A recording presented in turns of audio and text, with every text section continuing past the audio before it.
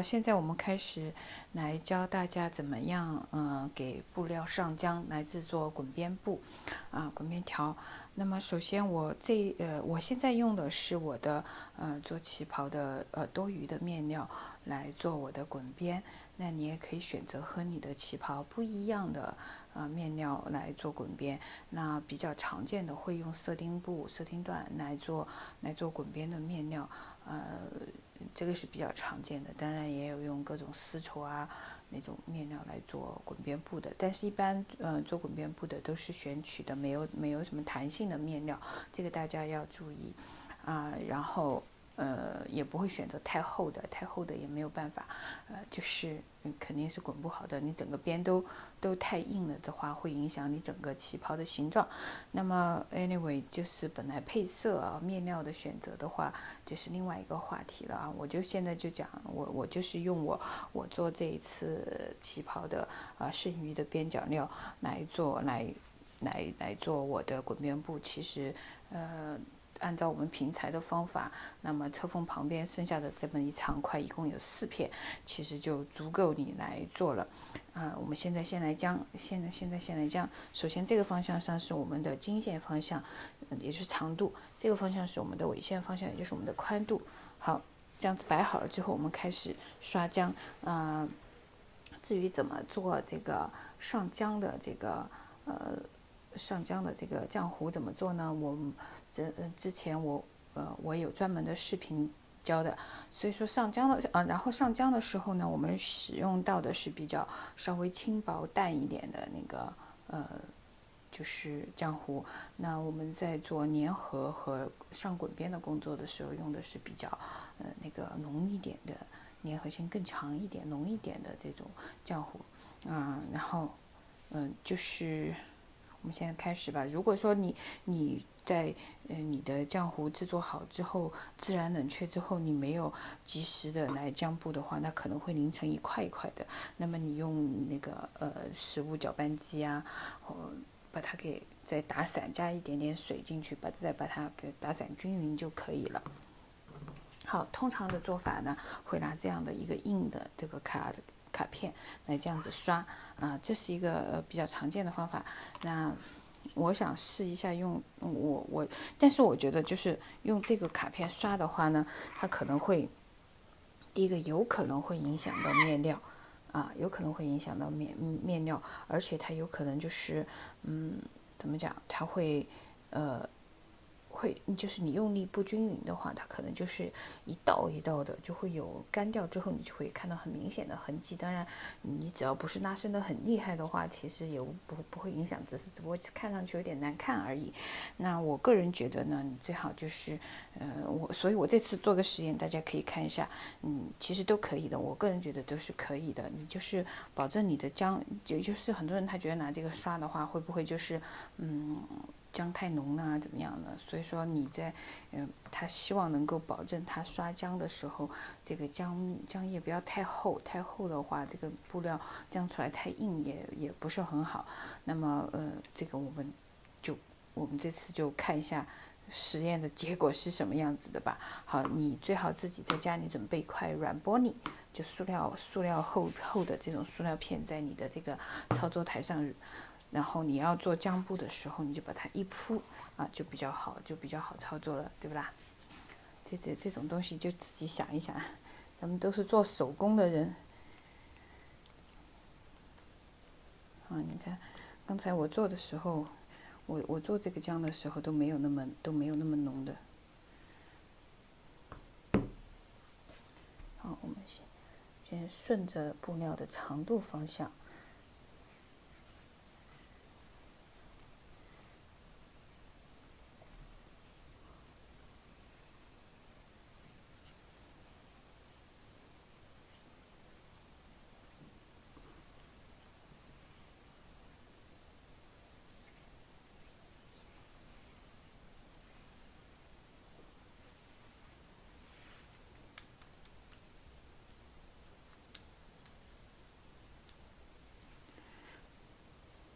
老师傅呢，他肯定不是拿这个卡片的了，他刷好了之后，他会用手来抹，手沾了水的手，然后来把它表面上的多的颗粒抹掉。那我们在做的时候，我们尽量去掉这个颗粒，尽量去掉这个颗粒。那你去掉的方法，你就是可以用那个料理器，那个搅拌机，给它直接把颗粒全部打散，它肯定就没有颗粒了，对吧？不能用打蛋器那个，还是要用那个就是打果汁的那个有刀片的那个肯定是不会有小颗粒，都不会有了。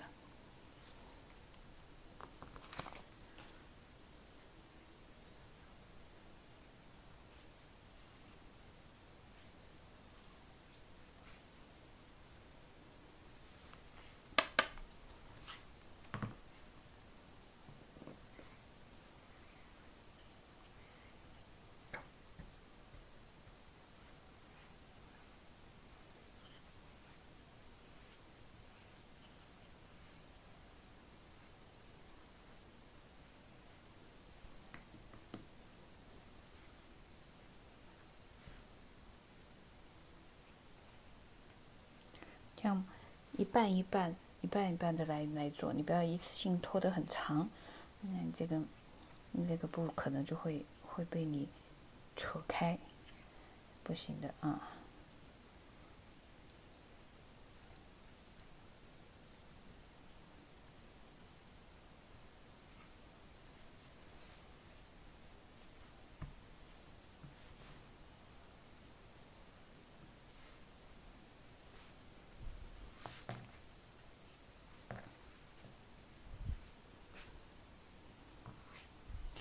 上浆的时候是在面料的反面来上浆啊，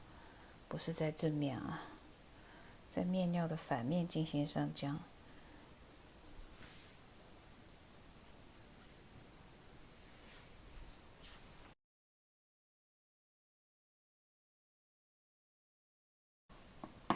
好，然后我们最下面这片，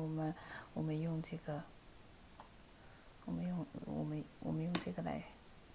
用这个卡片来刮。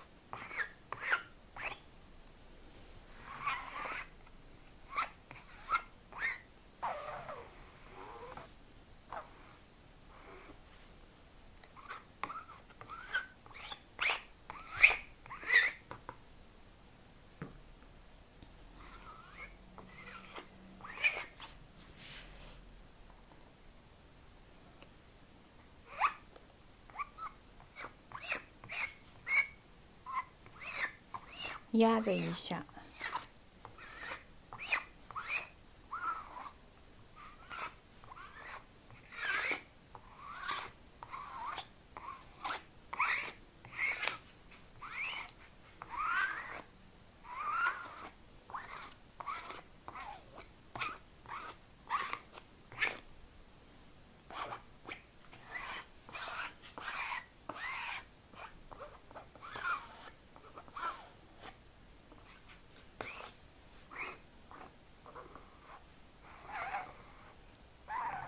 这个时候你只能一个方向来刮啊，你不要一会儿横着刮，一会儿竖着刮，都是顺着这个经线的方向来刮的。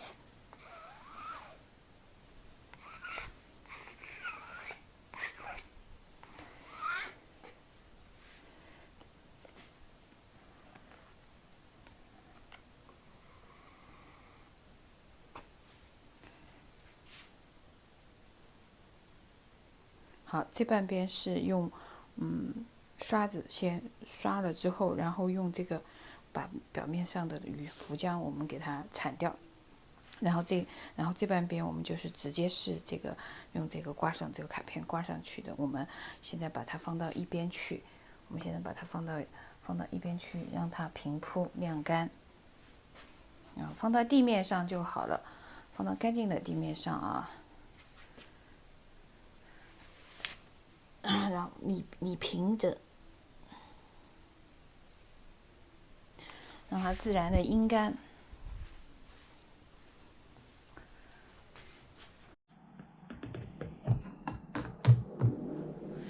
好，大家可以看到啊，用那个就是带刀片的那种食物搅拌器，手持性的，或者是你杯状的那种都可以的，但是一定是带刀片的那种啊。你可以把你已经凝结成块状的这个上浆的浆糊打得非常细腻。好，就是如果你没有等到那个它浆糊它就是自然冷却，然后马上来上浆的话，你之后再用它肯定是凝成一块块的了，没有关系，稍微加点水，甚至不加水，你用那个食物搅拌器把它搅拌之后，依然是会成为这样顺滑的这样一个状态的。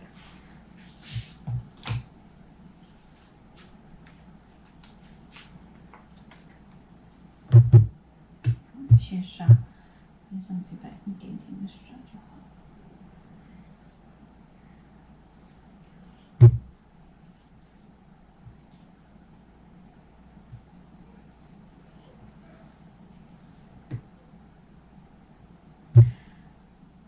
用这种就是油画刷啦，你可以买得到的油画刷，美术器材，这种细毛的，不要用那种塑料的那种太粗了，这种细毛的猪毛的，然后拿来刷。它能够附着的浆液就会比你用那个卡片刮要多一些。那么你可以再用这个刷子刷完之后，你把表面上的浆液给它去掉。你也可以就是不去掉，因为我们在做这个上浆的这个浆糊的时候，本来就是做的比较薄的，所以说其实我觉得也是没有关系的啊。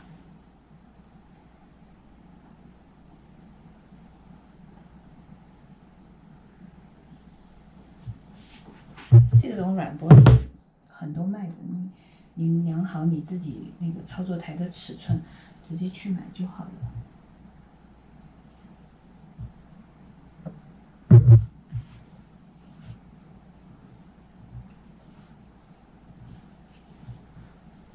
反正就是记住顺着布料的长度方向刷，然后在布料的反面来刷上浆。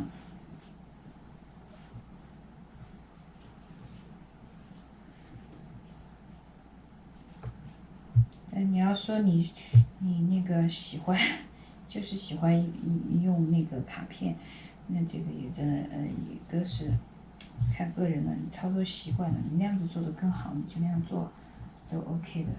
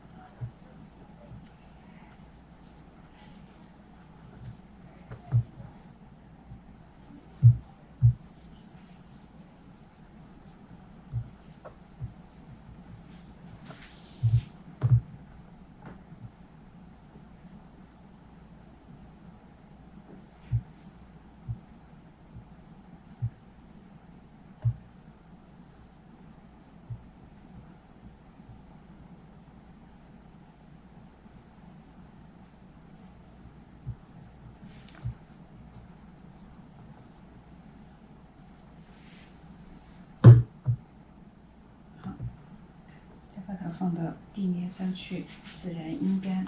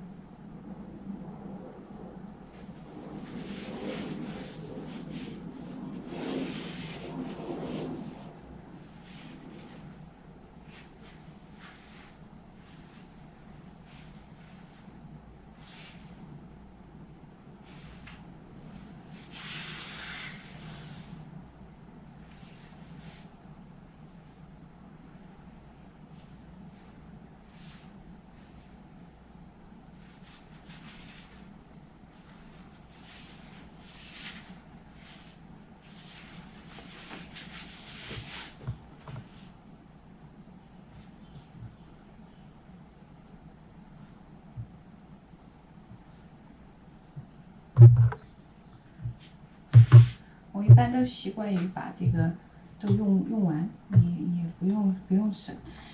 反正兜的布料，兜的像这么大块的，直接用完。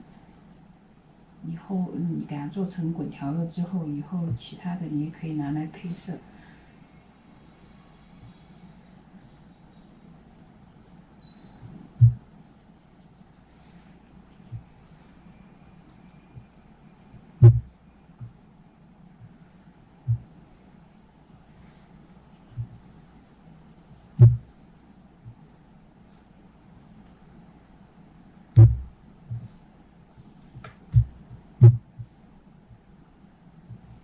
可以拿这么一个正纸，或者重一点的这种不会伤害布料的这么一个重物来压住布料，制作的时候一点点的压住。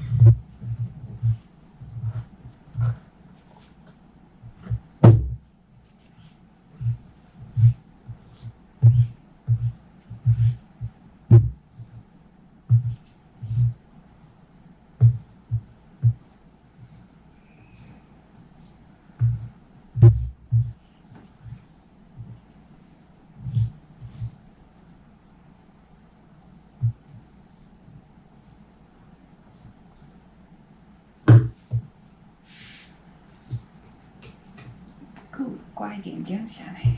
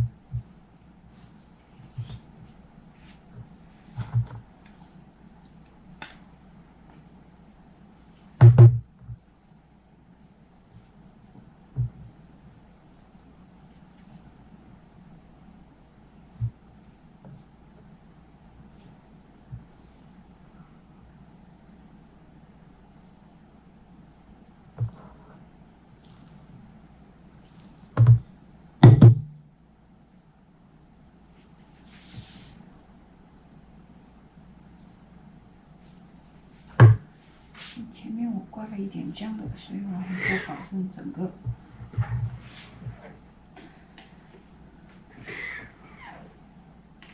匀称。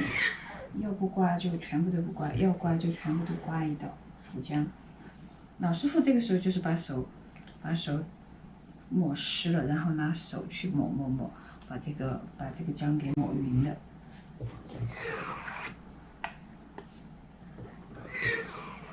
但你在抹的时候，你拿卡片抹的时候就要注意，不要太重了。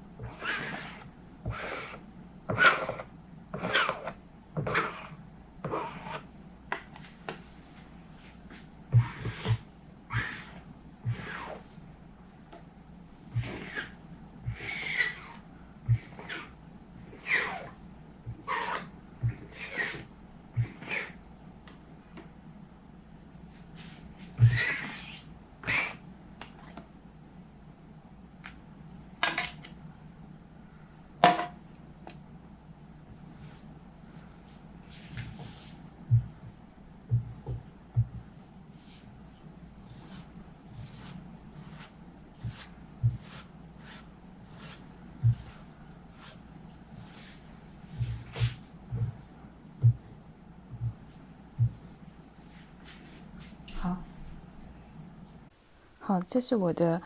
工作室的信息。那大家加我微信或者是在我的个人网店直接购买的话嘛，是可以打那个8折的。那其实更简单的，你就直接加我微信买好了。因为我个人网店的话，主要是针对的是国外客户，因为它的服务器在国外，所以国内访问的话，可能就是会比较慢。天后 V5你标注一下是 Studio 82的客户就好了。OK，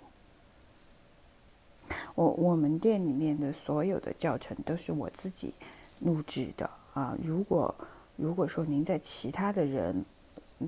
那里发现有售卖我这个教程的请务必就是通知我一下啊，因为我还是要保护一下我自己的版权的。好，谢谢。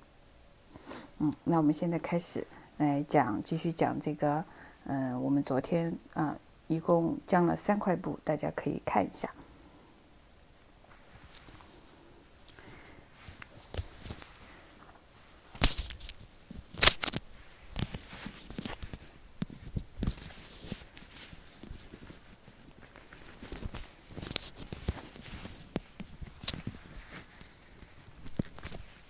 现在这个效果应该是非常明显的，可以看到这块布是我们最开始上面是用那个毛刷刷的稍微刮了一下，然后下面的话是我们直接用那个这种卡片，然后来这样子刮的。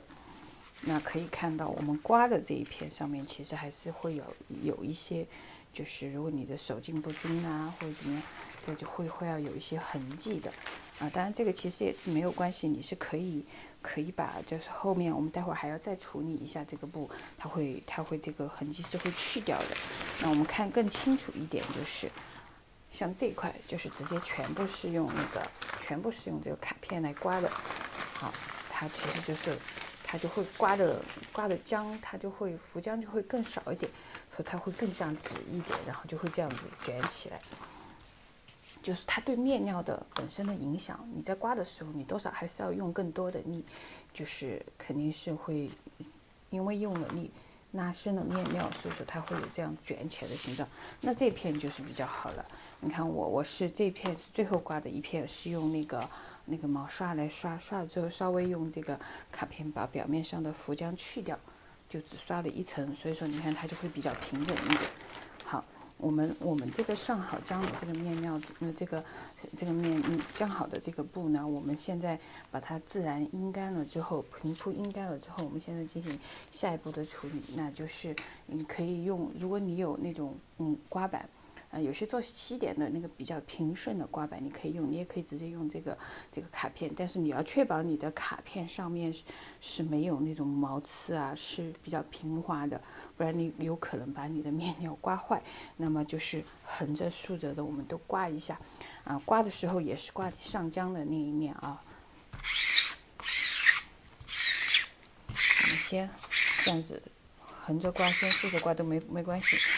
因为你就是要让你的面料，这个步骤主要的目的是什么呢？就是为了让你的面料，因为在上浆的过程当中，可能有些地方薄一点，有些地方厚一点，它的面料就不平顺。我们的目的就是让这个面料像这样纸的状态，它就更恢复；像这样纸的状态，它就更恢复一个就是像布的一个状态。好，如果你挂好之后还是这个样子，那肯定就是不行的。但是所以说，在这3块浆过的面料当中，其实最接近于布的状态的是我用毛刷浆过的面料，然后用这个去掉浮浆的这种做法，它是更接近于布的，所以我个人更推荐这种做法。但是还是要进行这样的处理的，因为你要让它的就是还是你用力要均匀啊。让它尽量保证一个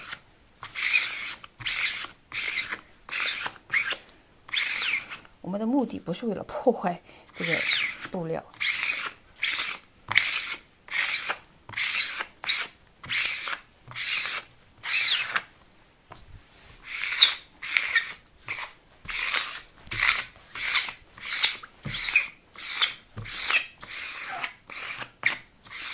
很多人不明白为什么要去这样做。这样做的目的，就是为了让你浆过之后硬刷刷的像纸一样的面料再次变成一块布，而且是没有变形的布。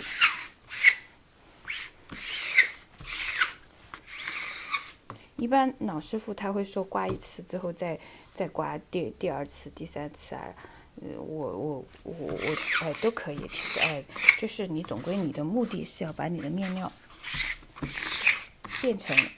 它要的样子，先刮一道，刮一道之后，我们就是再喷一点水，再把它熨平，再刮一道，这个布就是比较好的了。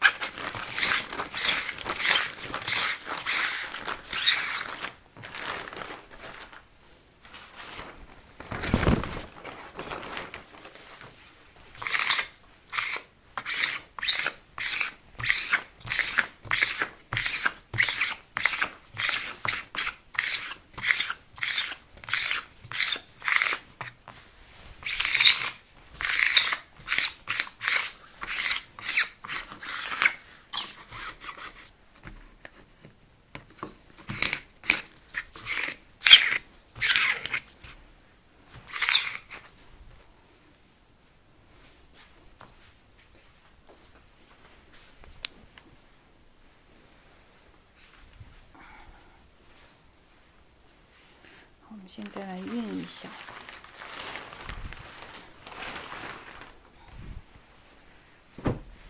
熨的时候，你就要拿一个喷壶来那个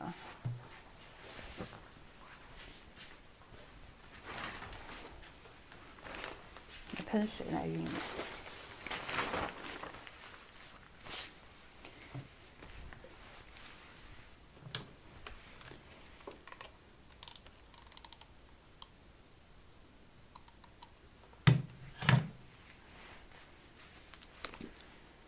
熨的时候，你从正面熨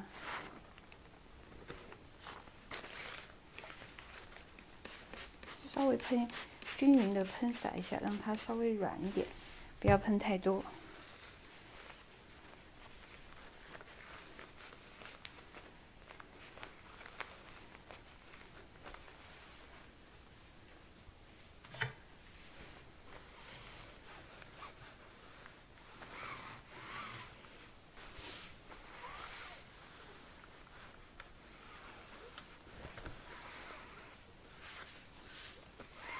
像这样一个垫子，你要是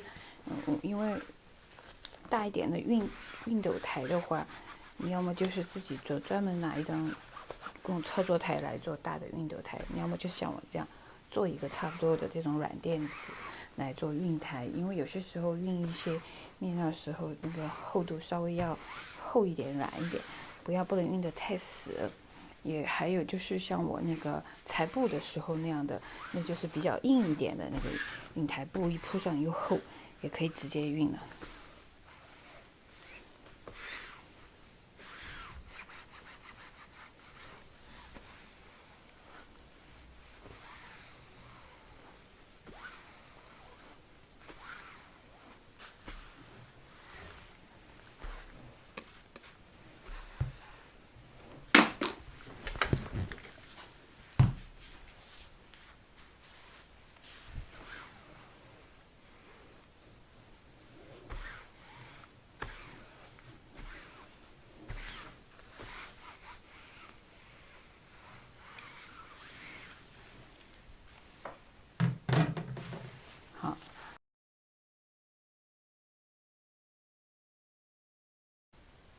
好，然后我们熨平了之后，我们再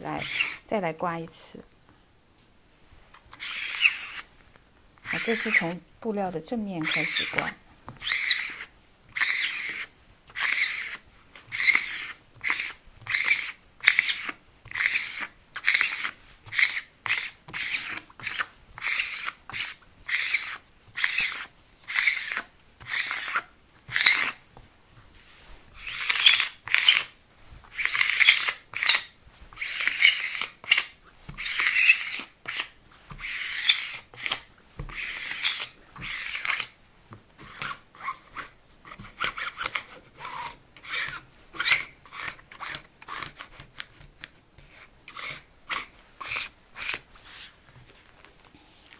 好，然后就是还有一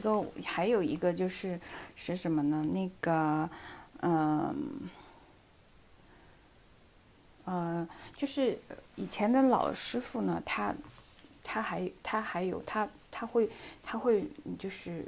把浮浆刮掉，就是让熨平了之后，他不是拿这个来刮的，这个其实是主要是让你表面还会有一点光泽，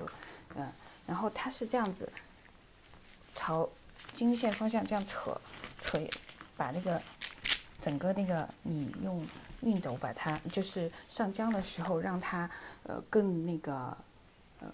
上浆的时候让它整个面料它固定起来的，让的纤维让它把它拉开一点。好，你现在可以听得到声音，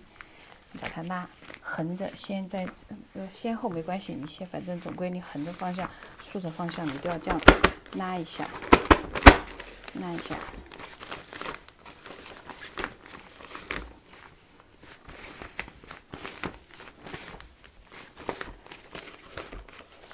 经线方向拉一下，纬线方向拉一下，然后45度角也拉一下，45度角也都拉一下，就是让被那个浆糊粘在一起的地方啊，你的纤维你都把它拉开，然后再熨一次。就是如果你通常的话，其实只需要拉一下，然后再熨平就可以了。那你就是你上好浆硬的面料，先喷水让它软化，把它熨烫平整，然后再像我刚才一样的经线、纬线和45度角分别把它全部拉开，不要太用力，也不要太没有力。你听得到那些，你可以听得到，你在拉的时候你是可以听得到它的纤维之间分开，因为浆糊把它粘在一起了嘛，可以听得到那个声音的。你总归就是让它恢复原来没有上浆前的那种柔软的状态，但它又是上过浆的，它是定型的，跟没有上浆的面料操作起来是不一样的。好，它纤维之间不会滑来滑去的，它是一个稳定的一个状态。好，然后在这种状态拉了的这种状态下，稍微再薄薄的喷一层水，然后我们再把它熨平就可以了。如果你的面料在上浆之后显得有些雾蒙蒙的话，你可以用那个，就是其实最好是那种牛角刮板，圆的那种，圆头的那种很平滑的，你如果有的话嘛，当然最好。然后在布料的表面上，再像刚才用这个卡片样的这样刮一道，整个面料它的光泽感又会出来的。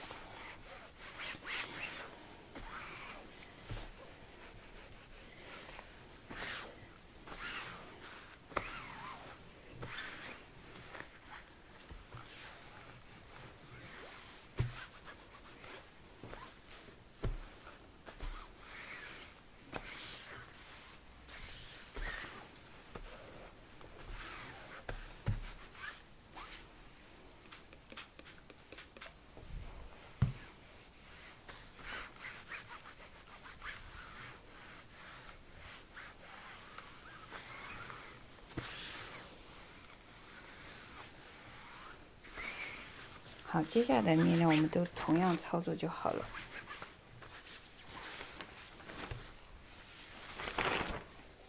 总归就让它又变成一块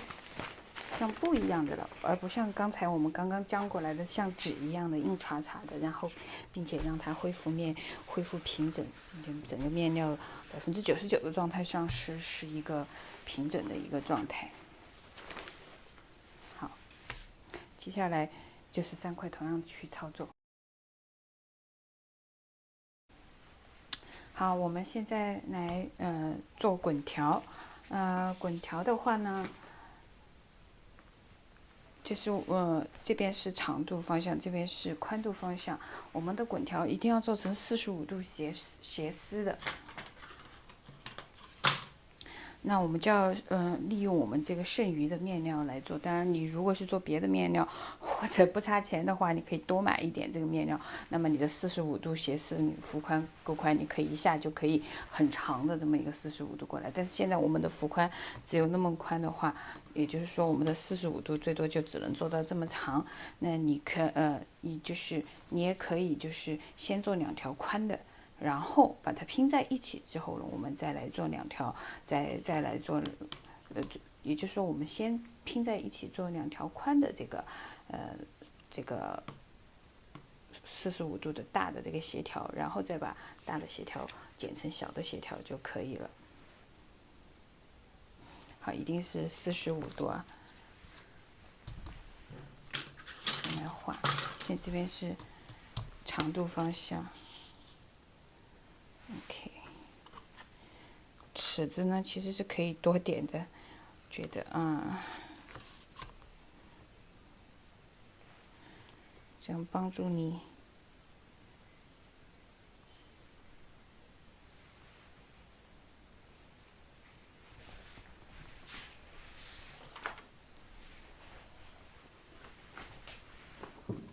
45度这个是很重要的，大家千万不要觉得说是没有关系，或者我面料不够我就怎么样。你不是45度，你做这个真的就会非常的点2个点。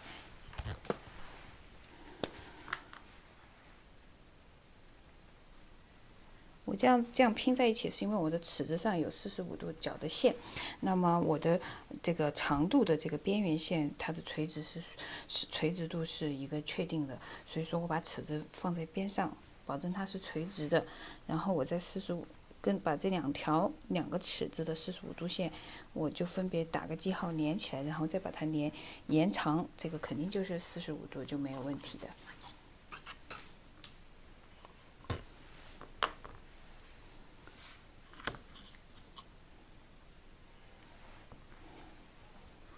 这就是45度线，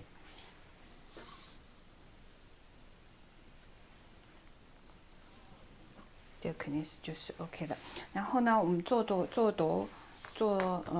宽的45度的这个做多宽的滚条呢？我们裁这个45度的这个斜条裁这个斜条，我们要裁多宽，那就要由我们的滚条要做多宽来决定。那我们不要做太宽，一般来说单滚的话0.5厘米，0.5厘米就是一个比较标准的一个长度。一个宽度，那么就是正面0.5厘米，但是正面我们还是要有缝缝进去的呀，对吧？所以我们正面就是0.5厘米，再加0.5厘米，也就是我们的缝合线距离边缘是0.5厘米，我们缝合了之后再折过去，两个加上去就是1厘米，然后我们的布料厚度这里我们先不管，然后我们背过去的话，可以多一点，也可以少一点，也是0.5厘米。你可以就是也是背面也是做，因为我们单旗袍的话，我们做0.5厘米也可以。如果说是如果我们做的滚条比较宽的话，你也不一定就是背面的滚条也要跟表面的滚条一样宽。一般来说，你就是做到0.5厘米就差不多了，最多做到0.5厘米，你就是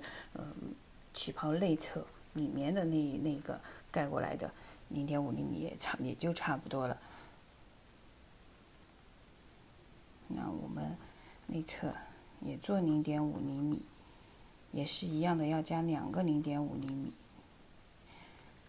其实倒不一定要加2个0.5厘米，你只要超过0.5厘米的线，你再把它折进去，的话就是再把它折进去，然后你再把它缝合就好了。其实你的滚条做的太厚了的话，还是会影响你的那个整个就是整个裙子的形状的。所以我们哪怕是正面是0.5厘米的缝缝，我们把它缝合好了之后，其实我们是应该要稍微修剪一点缝缝的，不要让它太厚了，不要让整个滚边太厚了。特别考虑到我们还会再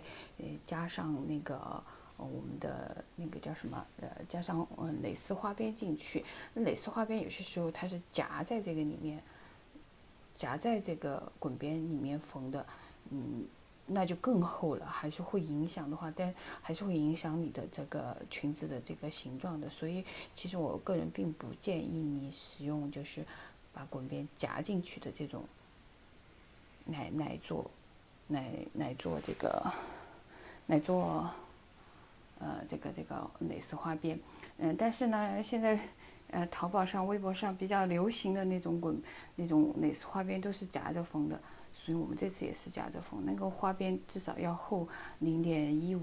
厘米，就是1.5毫米的样子。所以说我们的厚度，我们的布料厚度要加上我们的蕾丝厚度。好，我们转过，因为我们比较那个厚一点。现在这个0.5加0.5再加2个0.5，是我们不夹蕾丝花边，然后布料也比较薄的状态之下，我们这个滚边条的宽度。那其实在这种情况之下，我们的滚边你看正面2层，反面2层，中间还有1层这个布，它一共5层，所以我们至少要加个0.2厘米，也就是2毫米的布料厚度在里面。如果再加上我们再加上我们的这个蕾丝夹在这个滚边里面做的话，那我们的蕾丝的厚度一般也差不多要0.2，就你自己要看了，你买不同的蕾丝，你稍微量一下，估计一下大概多少。那我这次用的这个蕾丝的话，应该是我用的这个蕾丝就是他们最常见的那种蕾丝，也就是0.2毫米。所以我还要再加个0.2毫米，加个2毫米，也就是0.2。所以你看，这个地方是我们的这个表布，然后我们实际上是这样子夹过去的，那再折过去的这一层，这里到这里是0.5厘米，对吧？然后这一层就是我们的布料厚度了，这就是我们布料厚度了。然后我们这里还要再加一个，我这样子斜线，再加一个我们的这个蕾丝，那又是0.2厘米，对吧？我们的布料厚度这里是，你可以看一下，好，这里表布，然后我们的这样子，我们的滚边布这样子在这里缝，等于是这样子夹着这个表布的。那这两条线之间的距离0.5厘米，也就是我们的滚边单滚的自承宽就是0.5厘米，所以说是1、2、3、4，有4层0.5厘米，就是加起来就是2厘米了，对吧？然后这个是我们的表布啊，然后这个地方是我们的布料厚度，我们这里已经有4层加1层，就是5层了。5层的话，差不多你要看你自己到底使用什么面料。我这现在的面料5层加起来差不多0.2厘米，也就是2毫米，所以我在这里是加2毫米。然后同时我要把我这次按照大家最常见、最流行的那种方法是夹在这个滚边条里面直接缝制的。那么我的这个还要再加上我的这个蕾丝的这个厚度，蕾丝边的厚度，我的蕾丝边的厚度就是2毫米，所以又再加0.2，所以等于是0.5加0.5，这正面2个0.5，背面2个0.5，再加5层面料的厚度2毫米，再加蕾丝花边的厚度2毫米，所以我们算下来，我们就是2.4厘米，2.4厘米的宽度，那我们做成2.5厘米的宽度，好吧？2.5厘米的宽度。OK， 那么我们等于这里是约等于2.4厘米，然后我们进一下就把进程制成宽是2.5厘米。那我们4条平行在一起裁的话，2.5厘米啊，4条平行在一起裁的话，做2.5厘米的就是10厘米宽，10厘米宽一根条。我们现在先来剪2条10厘米宽的。啊，因为我们做盘扣的话，我们还要还要继续再剪。那盘扣的这个条宽就不一定是这个，要看我们做多细的了。所以说我们盘扣的这个宽度倒是不一定是这个，盘扣的这个扣条的宽度不一定是2.5厘米，但是我们也可以2.5厘米也是可以的，也是比较常见的一个宽度，所以我们多裁几条也都 OK 的，好吧？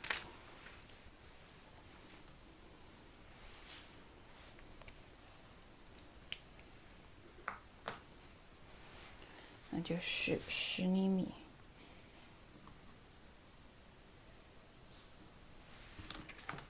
我这根是5厘米。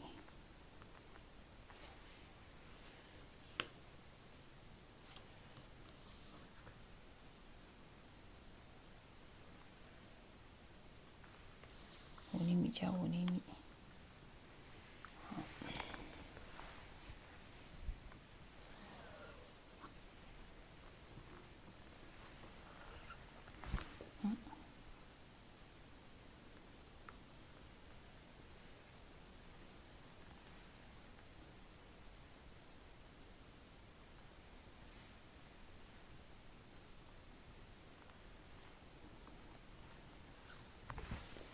压住了，然后再5厘米加5厘米。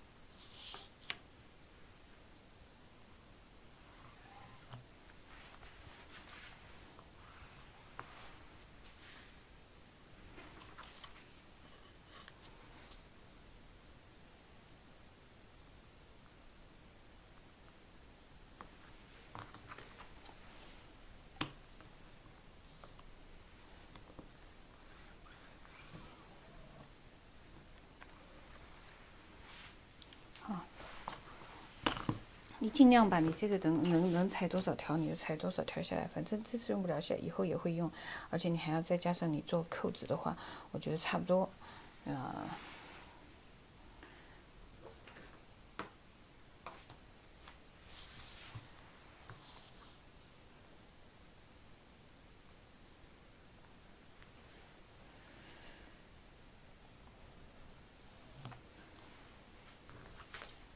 好，那我们把它剪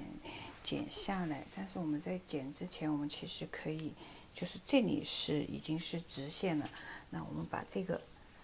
线，因为没有到边缘部分，我们可以把它先标注一下。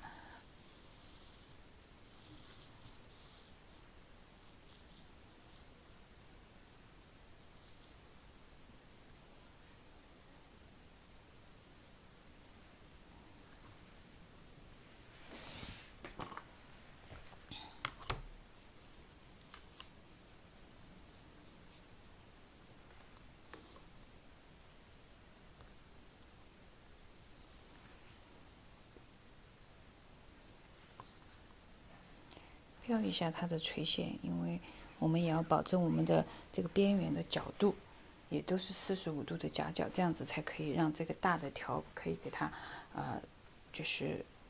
垂直摆下来，就是缝合的时候我们也是一样要保证这个。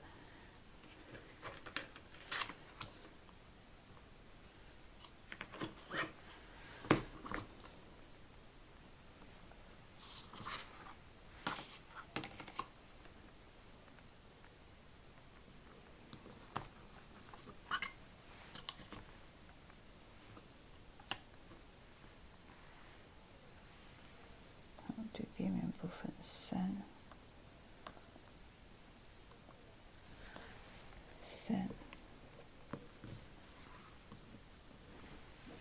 就是你画的时候一定保证自己是一个，我要画的准确准确很重要，在缝纫的时候，这个准确性是很重要的。就是不要把它当成一件小事情啊。然后这个地方也是因为没有到头嘛，所以我们还是把它的这个45度角的这个线还是画。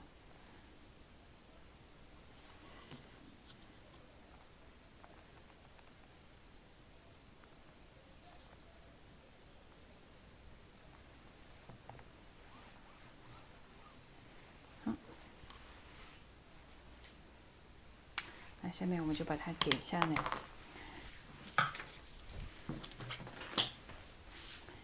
边上的这个按照两边的这个边条一定要剪。我们先把条剪下来。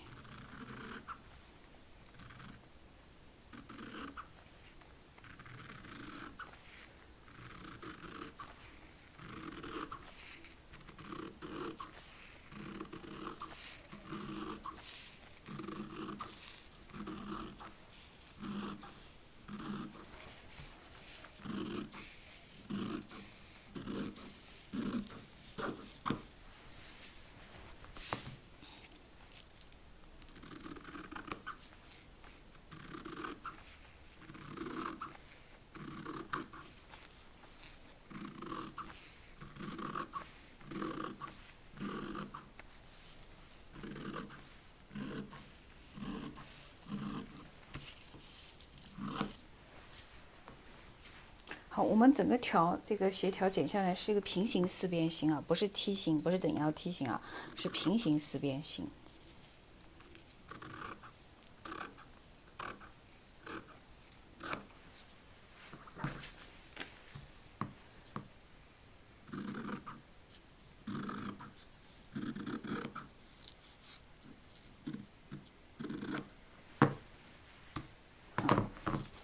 这是其中一条。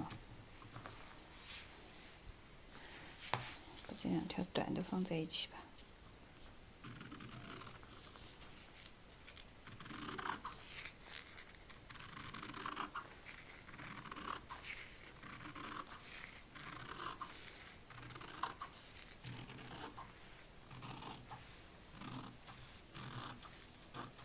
如果你因为新手你做出来的这个姜草的布不是很平整的话，其实不会，就是不要太皱啊，因为皱的话可能影响尺寸，就是不准确了。稍微有点不平整是没有关系的，你过水之后，还有在最后你整烫的时候喷点水去熨，就可以把它熨平整。这个你不用太着急了，你洗过之后，整个面料就会恢复原样的。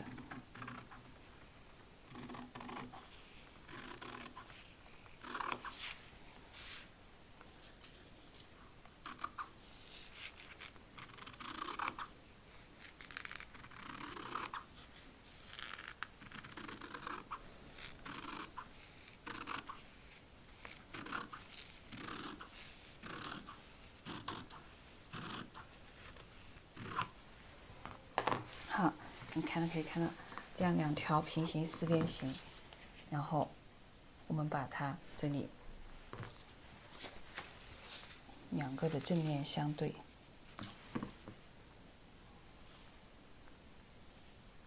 这里的这个角要稍微伸出去一点啊，伸出去多长呢？你缝合的缝缝的长度是多少？你就要伸一个小角出去，不然你这样子，然后从这个夹角的地方一直缝到这边的这个伸出去的角的夹角的地方，不然你到时候你翻过来它就不是对齐的，线不对齐就不行了。你可以看一下，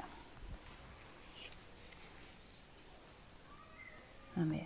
这里要伸出一个夹角，这里要伸出一个夹角，然后从夹角的地方缝合直线 ，OK， 一定要保证平整，这样子你再把它翻过来，它就是一个长的这个滚条了。这样子我们就可以做下面的步骤了。好，这边已经给它缝合在一起，并且缝缝烫开了。这样子伸出来的部分呢，我们就把伸出来的这个缝缝的角，我们把它剪掉就好了。注意啊，你浆过的布料熨烫的话，你都必须从正面熨烫，不能从反面熨烫。反面你一熨烫，那个浆糊就会粘在这个你的熨斗的下面，而且你的背面也会，就是整个熨烫，整个滚条也会浆过的布也会受影响的。必须从正面进行熨烫。好，然后我们现在就是把在这个滚条上把它进行一个4等分，画3条平行线，把这个整个滚条我们来4等分，好吧？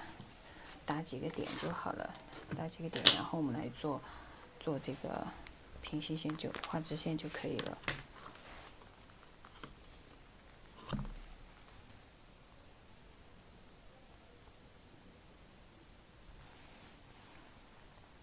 2.5，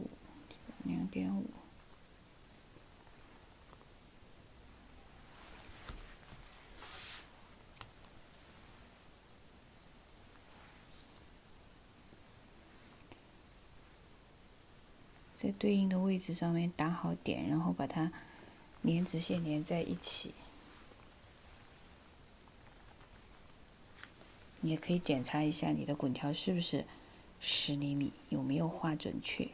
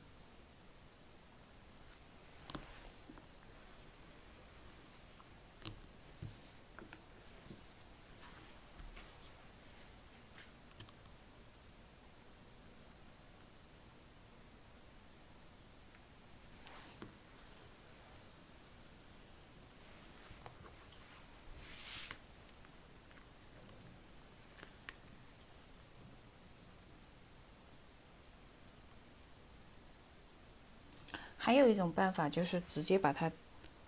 对折，再对折之后用熨斗把它熨出这个折痕来，但是这样肯定可以是很平均的。但是你在剪的时候你就注意，因为你熨了之后，不要把痕迹熨得太深，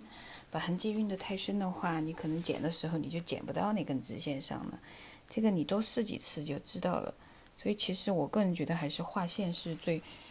准确的。就是你在这样摆的时候，要保证你的布料是直的，你不要摆的时候你的布料也是歪的，那你肯定画线你也是画不直的。好，大家可以看一下4根线。好，然后我们把它这样子。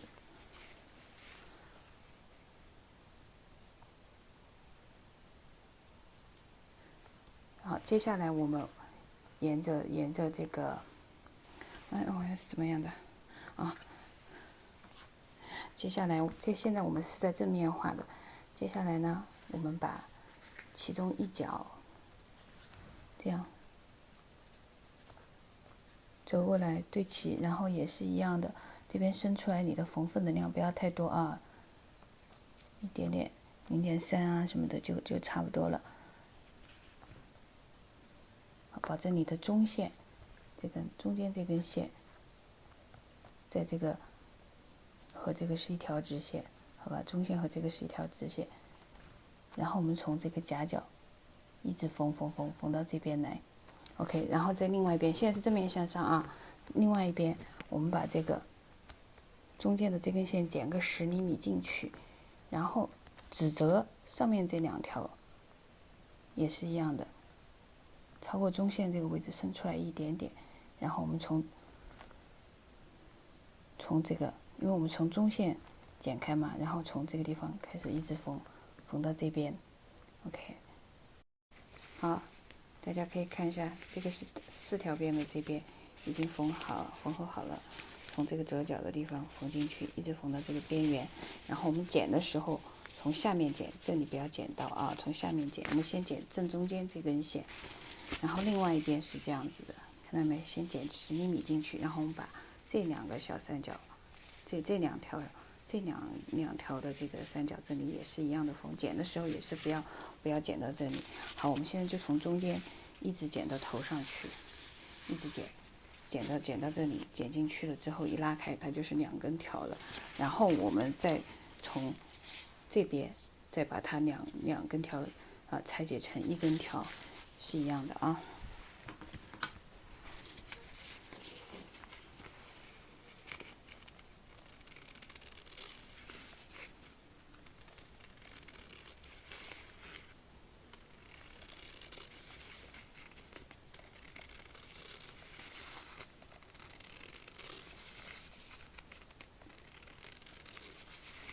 你当然可以把你的这个宽的这个条，你再多接，像这样多接一点，多接几根，你把它接得很长。但是我建议你，如果是采用，就是画线的这种方式来画这4根条的话，你不要接太长，接太长你容易，其实你画不准，啊。反正不够，你再接就行了，2根条接1根条就差不多了。那特别你如果做高端定制的话，那你就最好多买一点面料，尽量让你的滚条是没有接口的。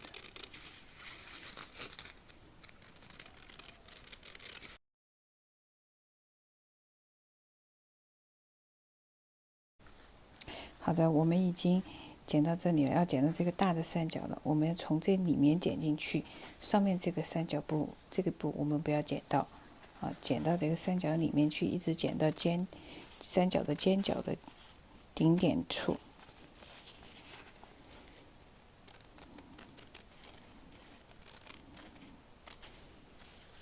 好，翻过来看，一直剪到这个顶点处。好，不要剪到线，然后把它折过来，你看，这就是一个很完美的一根2条并行的长条了。然后我们待会儿就是把它剪好，按中分分缝烫开，然后把这个两边超出来的这个多出来的这个尖角再给它修剪掉，就非常完美。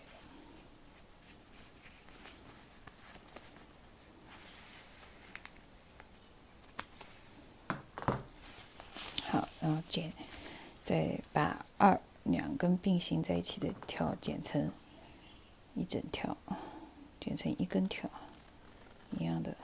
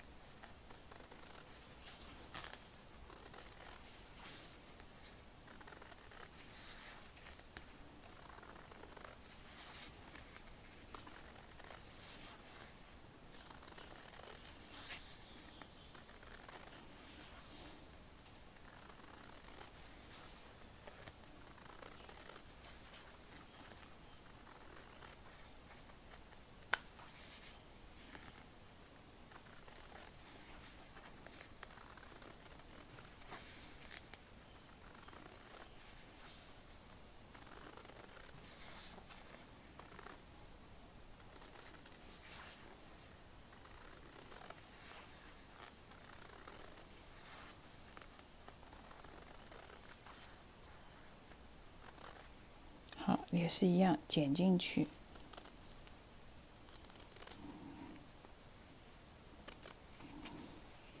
反过来看，翻过来看着剪。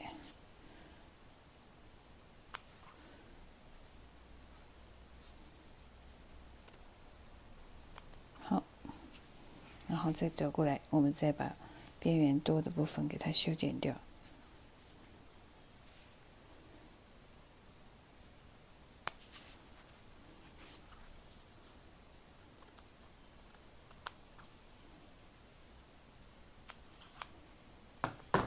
好，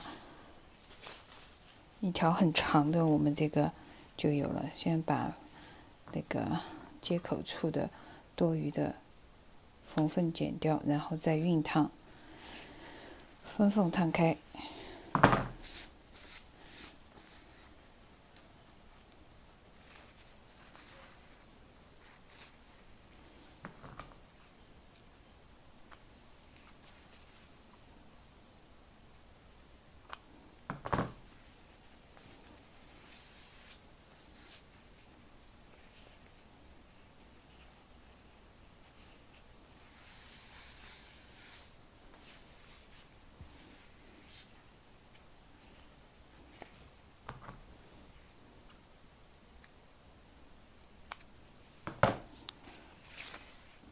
好，这一条我们做出来，其实就已经很长了。不够的话，你再继续做。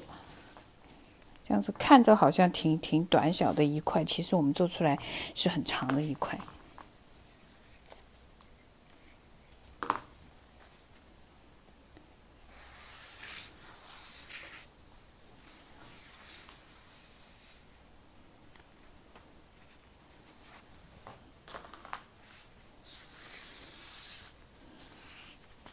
好，3米。就这么做一条出来就有3米38，3米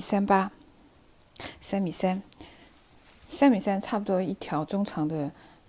那个应该都是够的了啊。你如果不出错的话，你要怕的话，你再多做一点点，再多做一条也都 OK， 也不麻烦的。只要掌握了这个